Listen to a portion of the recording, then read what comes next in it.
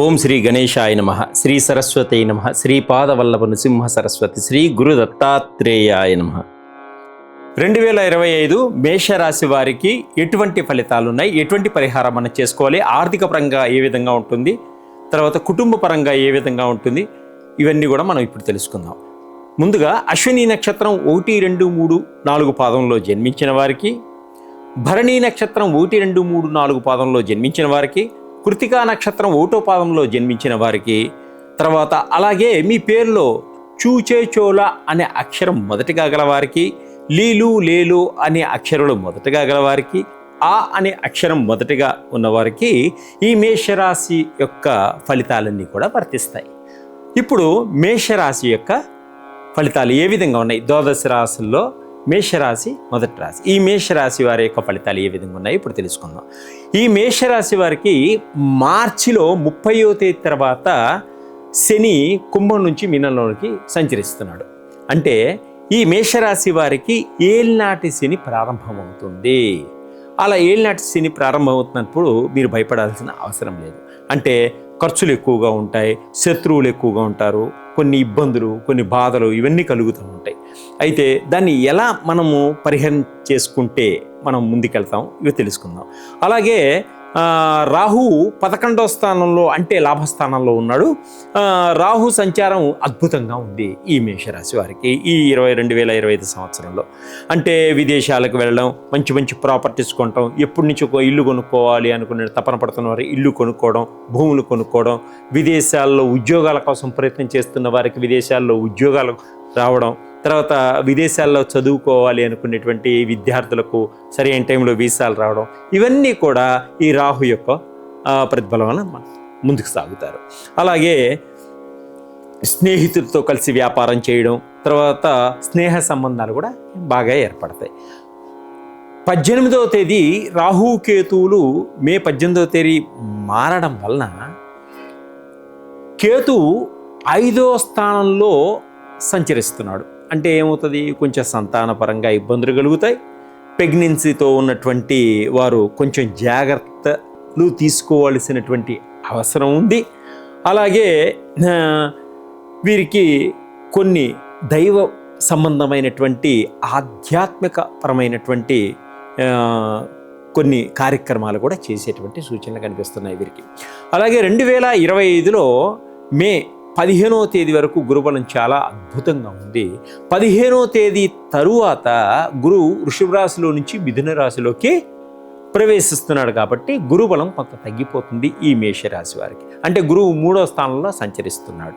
మీ పనులన్నీ కూడా సకాలంలో పూర్తి చేయడం జరుగుతుంది ఈ మే 15వ తేదీ లోపుగా. అయితే అంటే మీ ఏ పనులైనా ఇంపార్టెంట్ పనులన్నీ చేసుకోవాలనుకుంటున్నారో ఆ పనులన్నీ కూడా మే 15వ తారీఖు లోపల చేసుకుంటే తప్పకుండా అన్ని పనులు పూర్తి అవుతాయి.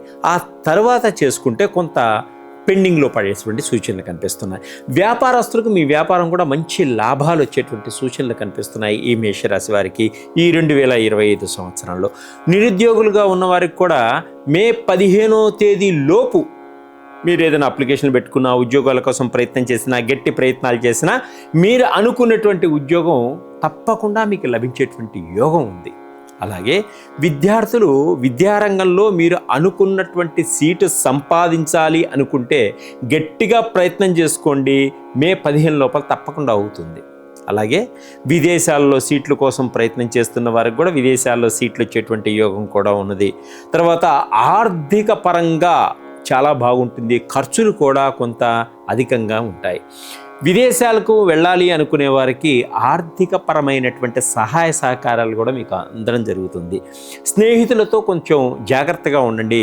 చెడు స్నేహితుల వల్ల కొన్ని వ్యసనాలకు కూడా బాధ్యతలు అయ్యేటువంటి సూచనలు కనిపిస్తున్నాయి. కాబట్టి మీ భవిష్యత్తుని దృష్టిలో ఉంచుకొని చెడు స్నేహాలకి దూరంగా ఉండండి. ప్రేమికులకు చాలా బాగుంటుంది.